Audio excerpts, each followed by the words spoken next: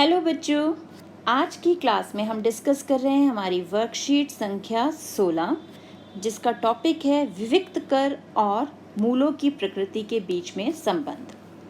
अब हमने last class में द्विघात सूत्र सीखा था। द्विघात सूत्र याद है ना, जिसमें हम सबसे पहले ये चेक करते थे कि द्विघात सूत्र हम समीकरण पे लगा सकते हैं या नहीं, और उसके लिए हम सबसे पहले कैलकुलेट करते थे b² - 4ac। और वहाँ पर हमने देखा था कि अगर ये 0 से बड़ा है या 0 के बराबर है तो हम द्विघात सूत्र का प्रयोग कर सकते हैं, लेकिन अगर ये 0 से छोटा है तो द्विघात सूत्र का प्रयोग नहीं किया जा सकता। तो ये जो b² - 4ac है ना बेटा, इसी को हम बोलते हैं विविक्त कर। क्या बोलते हैं इसे हम? विविक्त कर।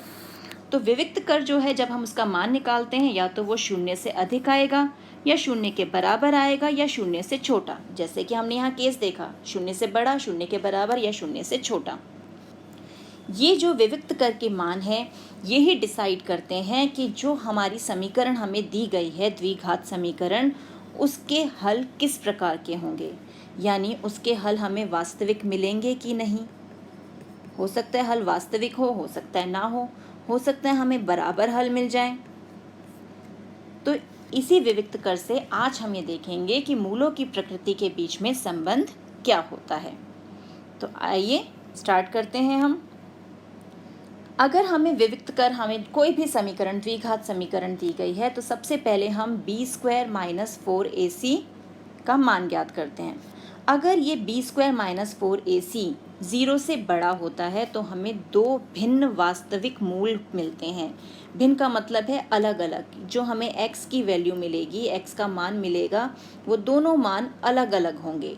यानी अगर एक 1 है, दूसरा हो सकता है 2/3 हो, 5, 4 अलग, बिल्कुल अलग होंगे। अगर b² - 4ac 0 के बराबर है, जब ये 0 के बराबर है, ध्यान दे रहे हो, जब 0 के बराबर होगा तो दो बराबर वास्तविक मूल मिलेंगे, यानी x की दोनों वैल्यूज सेम होंगी। और अगर ये 0 से छोटा है, यानी नेगेटिव में चला गया, माइनस में वैल्यू है इसकी, तो हमें कोई भी वास्तविक मूल नहीं मिलेगा। और तभी तो हम द्विघात सूत्र में फिर इसका प्रयोग नहीं करते। अगर b² - 4ac होता है तो हम द्विघात सूत्र नहीं लगाते ना, हम कहते हैं समीकरण पे द्विघात सूत्र नहीं लग सकता। तो इसलिए जब b² - 4ac है तो हम द्विघात सूत्र का प्रयोग नहीं करते। अब अगर जैसे हमें यहाँ उदाहरण में दिया गया ऊपर कि हमें यह दिया है 3x² - 5x + 2। अब यहाँ पर a की जगह हमारे पास 3 है, b है -5 और c है 2।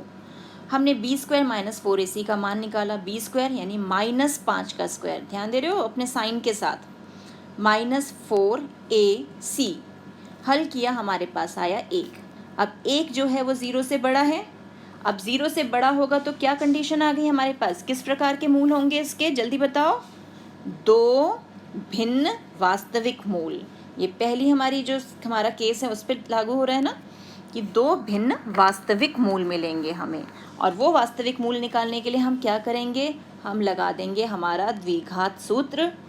या तो हम द्विघात सूत्र लगा सकते हैं या हम मध्यपद विखंडन भी यूज कर सकते हैं।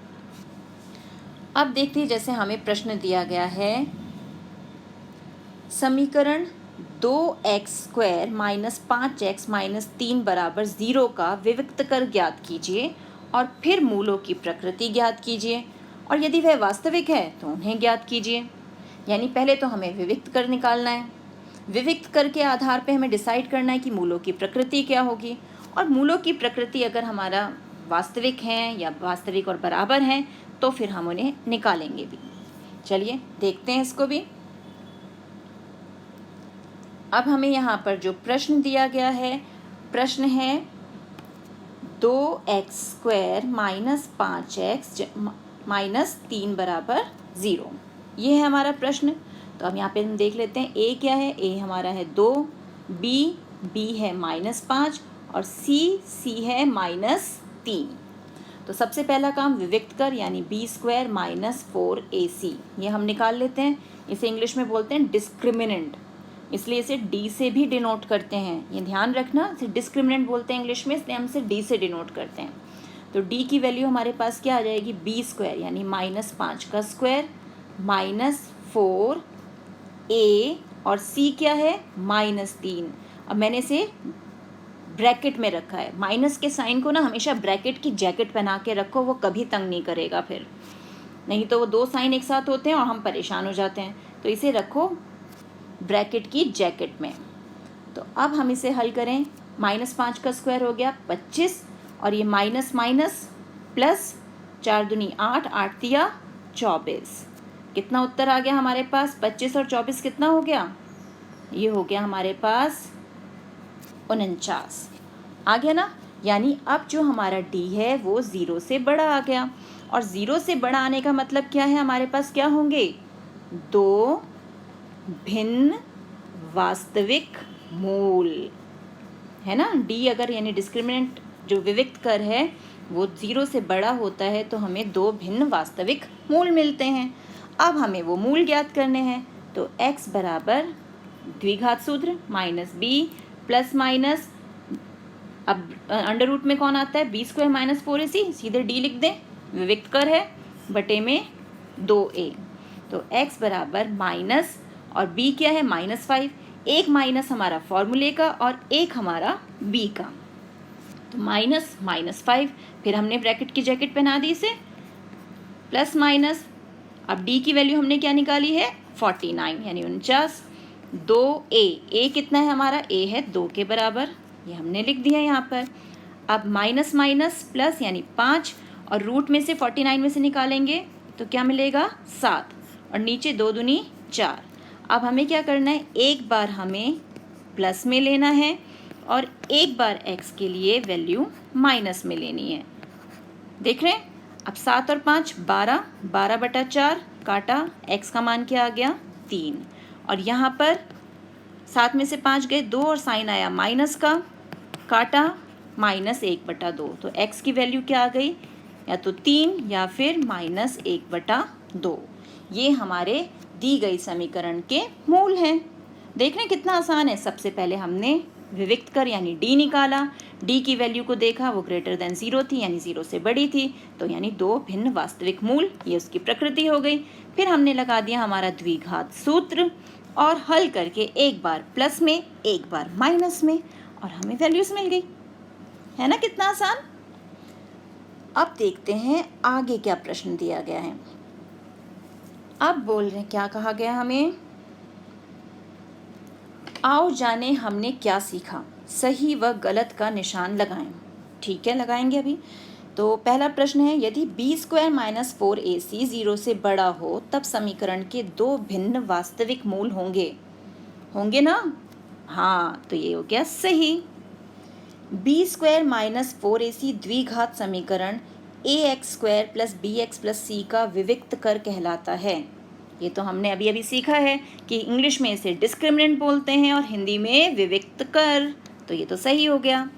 अब लास्ट प्रश्न क्या है, प्रश्न 3 है, द्विघात समीकरण x² - 5x - 7 के मूलों की प्रकृति वास्तविक तथा बराबर है। तो वास्तविक तथा बराबर के लिए क्या होता है हमारा, d बराबर 0 होना चाहिए। तो हम d निकाल लेते हैं, d यानी b² - 4ac, ये हमें निकालना है ना। तो b कितना है यहाँ पर, b का मान क्या है, b है -5 यानी -5 का स्क्वायर, -4, ये a कितना है 1 और c क्या है -7, तो हो गया 25 और माइनस माइनस जमा हो गया और 7 चौक 28। तो हमें कितना मिला यहाँ पर, हमें मिल गया यहाँ पर 53। 25 और 28 कितना हो जाएगा 53 ना, 53 है 0 से बड़ा, पर हमें तो चाहिए था d 0 के बराबर होना चाहिए, तभी हमें बराबर मूल मिलेंगे। तो यहाँ तो ऐसा नहीं हुआ, तो ये कथन क्या हो गया, ये कथन हो गया गलत। तो इस ढंग से हम अपनी इस एक्सरसाइज को सॉल्व करेंगे और इससे रिलेटेड जो हमें एनसीईआरटी में क्वेश्चंस दिए हैं ना, वो भी हमें हल करने हैं। तो आई होप आपको ये विविक्त कर से प्रकृति निकालना मूलों की और फिर उसे हल करना अच्छे से समझ में आ गया होगा। अब आप इससे संबंधित तरह तरह के प्रश्नों को हल कर सकेंगे। तो मिलते हैं एक और वीडियो में, तब तक keep practising and enjoy maths.